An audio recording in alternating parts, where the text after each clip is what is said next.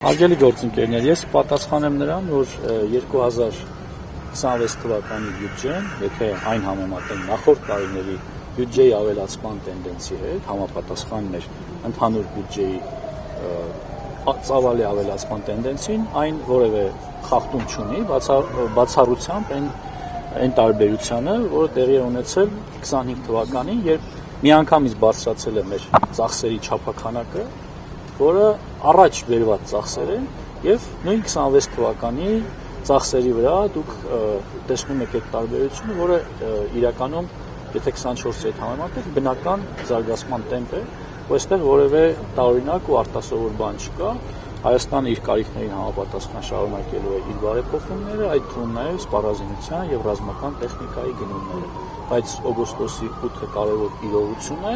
և այն չի կարող մեր կողմից չընդունվել որպես